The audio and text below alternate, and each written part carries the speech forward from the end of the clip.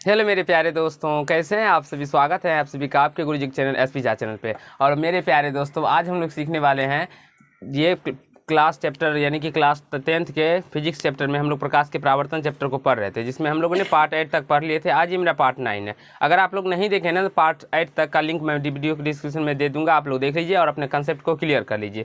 जिसमें कि हमने बहुत सारे कंसेप्ट को सीखे भी थे, जिसमें कि मैंने आप लोग को बताया था अवतल दर्पण में किसी वस्तु का प्रतिबिंब हम लोग ट्रिक के माध्यम से कैसे ज्ञात कर सकते हैं, बहुत ही अच्छे तरीके से बताया। अगर आप लोग नहीं देखे हैं तो जाइए वीडियो के डिस्क्रिप्शन में उसका लिंक है, देख लीजिए। अब बहुत सारे बच्चे देखे भी है, उस पर कॉमेंट भी किए हैं, तो उनको अच्छा भी लगा वो ट्रिक समझने में। तो धन्यवाद उनके लिए जो बच्चे कमेंट किए, क्योंकि आपके कमेंट का हमें बेसब्री से इंतजार रहता है। तो जाइए आप लोग भी देखिए।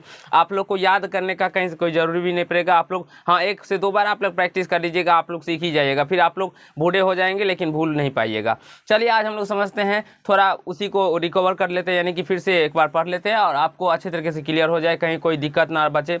इसीलिए मैं आप लोग के लिए फिर से एक अवतल दर्पण में प्रतिबिंब कहाँ पर आता है तो कहाँ बनता है, नहीं बनता है, तो इसका मैंने एक चार्ट यानी कि यहाँ पे देख सकते हैं तालिका के रूप में इसको लिखा हूँ, जिससे कि आपका समझ क्लियर हो जाए, यानी कि बेसिक कंसेप्ट क्लियर हो जाए और आपको पता चले जो क्या होता है नहीं होता है, कहाँ पे रहता है वस्तु तो कहाँ पे बनता है, और उसका प्रतिबिंब कैसा, क्योंकि स्थिति कैसी होती है, उसकी प्रकृति कैसी होती है। बहुत सारे बच्चे को समझ में नहीं आता है मेरे प्यारे दोस्तों। कई कई एग्जाम में पूछा जाता है, यदि कोई वस्तु अनंत पे स्थित हो तो उसकी प्रतिबिंब की प्रकृति क्या होगी। अब हमारे बहुत सारे ऐसे बच्चे होते हैं जो गलती कर जाते हैं, क्योंकि उनको पता ही नहीं होता है जो प्रकृति क्या होता है। मेरे प्यारे दोस्तों, प्रतिबिंब की प्रकृति यानी कि पूछा जाता है वो आभासी होगी या काल्पनिक होगी, सीधा होगा या उल्टा होगा, तो तथा उसकी वस्तु के साइज भी पूछा जाता है, तो वही होता है उसकी प्रकृति।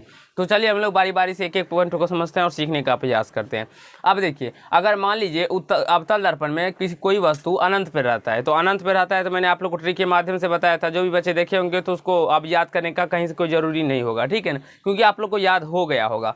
अनंत पे होगा तो उसका प्रतिबिंब फोकस पे बनेगा, और ये कैसा बनेगा तो वास्तविक उल्टा तथा वस्तु से बहुत छोटा बनेगा। वास्तविक उल्टा तथा वस्तु से बहुत छोटा, ये वस्तु की स्थिति है मेरे प्यारे दोस्तों, ये प्रतिबिंब की स्थिति है, ये प्रतिबिंब की प्रकृति है, ठीक है। अब यहाँ देखिए, अगर कोई वस्तु वक्रता केंद्र और अनंत के बीच हो, अगर कोई वस्तु मेरे प्यारे दोस्तों वक्रता केंद्र और अनंत के बीच हो, तो उसका प्रतिबिंब वक्रता केंद्र यानी कि सी को हम लोग वक्रता केंद्र कहते हैं, आपको फोकस कहते हैं। ये आप सभी को पता होगा, मैंने पिछले पार्ट्स में पार्ट 6 या पार्ट 7 में आप लोग को बताया था। वक्रता केंद्र की परिभाषा के साथ इसे भी सी से सूचित किया जाता है, फोकस को एफ से सूचित किया जाता है। ये सारे के बारे में मैंने लिखा है, अगर नहीं देखे हैं तो जरूर ही देखिए और अपना कंसेप्ट को क्लियर कीजिए।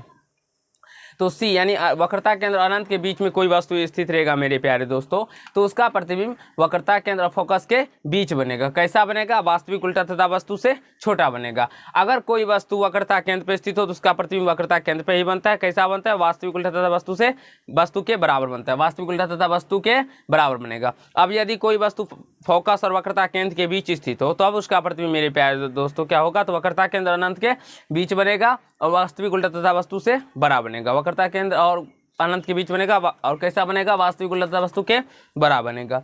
अब कहा गया, अगर मान लीजिए कोई वस्तु फोकस पे स्थित हो, तो फोकस पे रहे तो उसका प्रतिबिंब अनंत पे बनता है। कैसा बनता है, वास्तविक उल्टा तथा वस्तु से बहुत बड़ा बनता है। वास्तविक उल्टा तथा वस्तु से बहुत बड़ा बनता है। एक कंडीशन होता है, यदि यानी कि ध्रुव और फोकस के बीच स्थित हो, यदि कोई वस्तु ध्रुव और फोकस के बीच स्थित हो मेरे प्यारे दोस्तों, उसका प्रतिबिंब दर्पण के पीछे बनता है और आभासी सीधा वस्तु के बराबर बनता है। ये 6 कंडीशन होते हैं जो आपको ध्यान पे रखने होते हैं। कभी कभी ऐसा भी दिमाग में आता होगा आप लोग क्वेश्चन, जो अगर मान लीजिए सर ध्रुव पर ही स्थित हो तो घबराना नहीं है मेरे प्यारे दोस्तों। अगर ध्रुव पे स्थित हो तो ध्रुव पर ही उसका प्रतिबिंब बनेगा। कैसा बनेगा, आभासी सीधा वस्तु के बराबर बनेगा।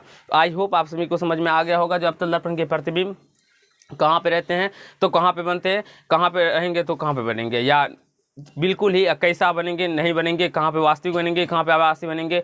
मात्र एक कंडीशन होता है जिसमें कि आभासी यानी कि काल्पनिक प्रतिबिंब बनते हैं। जैसे कि कह सकते हैं ध्रुव और फोकस के बीच में जब प्रतिबिंब रहेगा या तो ध्रुव पर रहेगा तभी हमारे कंडीशन में क्या होते हैं, तो आभासी बनते हैं। अब चलिए उत्तल दर्पण में हम लोग समझते हैं मेरे प्यारे दोस्तों प्रतिबिंब की स्थिति, यानी कि उत्तल दर्पण में किस प्रकार का प्रतिबिंब। तो हम यहाँ पे आप लोग के लिए डायग्राम नहीं बनाए, डायरेक्टली 2 ही कंसेप्ट था, तो इसीलिए मैंने इसको डायग्राम यानी कि तालिका के रूप में आप लोग को समझाने का प्रयास कर रहा हूँ, ठीक है। तो आप लोग वैसे बेसिकली उत्तल दर्पण में नहीं पूछा जाता, कभी भी आप लोग को उत्तल दर्पण में पूछा जाए तो बस सिंपल सा याद रखिएगा, आभासी सीधा किसी भी वस्तु का प्रतिबिंब प्रतिबिंब अगर उत्तल दर्पण में मेरे प्यारे दोस्तों पूछा जाए तो आभासी सीधा वस्तु से छोटा बनता है, आभासी सीधा वस्तु से छोटा बनता है। और समतल दर्पण में पूछा जाए तो समतल दर्पण में क्या होता है, समतल दर्पण मैंने बताया था जो आभासी के सीधा आभासी सीधा वस्तु के बराबर होता है, लेकिन अगर पार्श्व क्या होता है, उल्टा होता है, पार्श्व उल्टा होता है, उसमें बस ध्यान रखना होगा, वस्तु उल्टा नहीं होता है मेरे प्यारे दोस्तों, पार्श्व उल्टा होता है। पार्श्व उल्टा के बारे में मैंने पीछे के पार्ट में बता रखा है। अब यहाँ से देखिए, अगर मान लीजिए उत्तल दर्पण में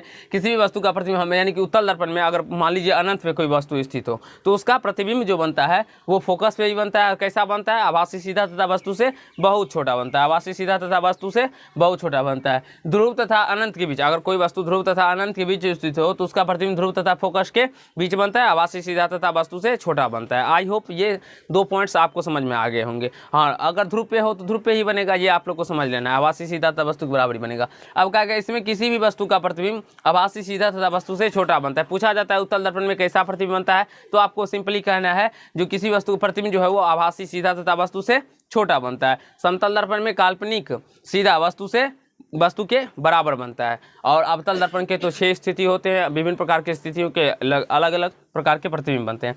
अब हम लोग समझने वाले हैं अवतल दर्पण का उपयोग। मेरे प्यारे दोस्तों, अवतल दर्पण का उपयोग कहाँ कहाँ किया जाता है, कहाँ कहाँ नहीं किया जाता है। बहुत सारे बच्चों को कन्फ्यूजन होता है और बहुत सारे बच्चे हमारे गलती करके भी आ जाते हैं, जैसे कि उसको दिमाग में आता ही नहीं जो साइड मिरर क्या होता है, हेडलाइट क्या होता है। लेकिन आज आप लोग को मैं क्लियर कर दूंगा। देखिए, सबसे पहले अगर मैं बात करूँ मेरे प्यारे दोस्तों, अवतल दर्पण का उपयोग जब आप लोग किसी सैलून के अंदर जाते होंगे तो वहाँ पे जो दाढ़ी बनाने के लिए किया जाता है हजामत के रूप में, यानी कि उसका उपयोग होता है। आप देखे होंगे जो दुकान में लगे होते हैं वो दर्पण जो लगे होते हैं वो अवतल दर्पण ही होता है। अवतल दर्पण में क्या होता है तो किसी भी वस्तु का प्रतिबिंब बड़ा भी बनता है। जब मेरे प्यारे दोस्तों क्या होता है तो दूर रहता है वस्तु रहता है तो अगर बड़ा बनेगा प्रतिबिंब तभी ना वो मान लीजिए जो नाई होगा वो देखेगा जो कहाँ पे बाल छूटा, कहाँ पे बाल नहीं छूटा, कौन सा बाल बड़ा है या छोटा है, तो वो उसी अकॉर्डिंग आप लोग भी देख सकते हैं जो अपने एने में जो हमारा जो बाल है वो एक्चुअल बना है ठीक ठाक या नहीं बना है, वो आप लोग अवतल दर्पण में ही देख के बता सकते हैं। क्योंकि उत्तल दर्पण में जो प्रतिबिंब का वस्तु कैसा बनता है तो आभासी सीधा वस्तु से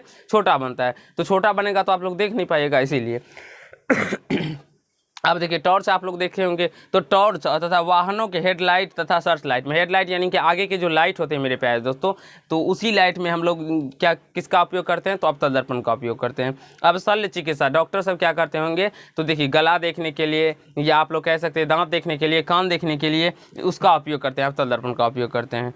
अब सोलर कुकर में भी अवतल दर्पण का उपयोग होता है, सौर भट्टियों में भी अवतल दर्पण का उपयोग होता है। तो अवतल दर्पण का उपयोग बहुत सारे हैं, आशा है यहाँ तक 5 मैंने आप लोग के लिए बताए हैं, आप लोग को समझ में आ गया होगा, कहीं से कोई दिक्कत नहीं हुआ होगा। अब देखिए, उत्तल दर्पण का उपयोग, उत्तल दर्पण का उपयोग मेरे पास तो गाड़ी के हेडलाइट में और साइड मिरर में अंतर होता है, ये समझ लेना आप लोग को। हेडलाइट यानी कि आगे का हुआ लाइट, और साइड मिरर जो कि आप लोग गाड़ी के जो यानी कि पश्च दृश्य दर्पण भी कह सकते हैं इसे, जो गाड़ी पीछे की गाड़ी को देखने के लिए साइड में जो एना आप लोग कह सकते हैं, एना कहते हैं ना, दर्पण लगाया जाता है उसे हम लोग कहते हैं, ठीक है। तो वही हो गया साइड मिरर। साइड मिरर क्या हुआ, पश्च दृश्य दर्पण। और दूसरा होता है रोड लैंपों में, जब आप लोग बाहर जाएंगे ना तो बाहर यानी कि दिल्ली में जो होंगे या मुंबई में जो होंगे वो देखे होंगे जो रोड पर लैंप एक लगाया होता है जिसमें कि हम लोग उत्तल दर्पण का उपयोग करते हैं। तो ये आशा है मेरे प्यारे दोस्तों, जितना अभी मैंने आप लोग को बताया वो क्लियर हो गया होगा, बिल्कुल ही समझ में आ गया होगा, कहीं से कोई दिक्कत या समस्या नहीं हुआ होगा। तो आज के पार्ट में हम लोग मेरे प्यारे तो इतना ही करेंगे। नेक्स्ट पार्ट में हम लोग वस्तु की दूरी को समझेंगे, जो यू होता है प्रतिबिंब की दूरी को समझेंगे, ये सारे के बारे में समझेंगे।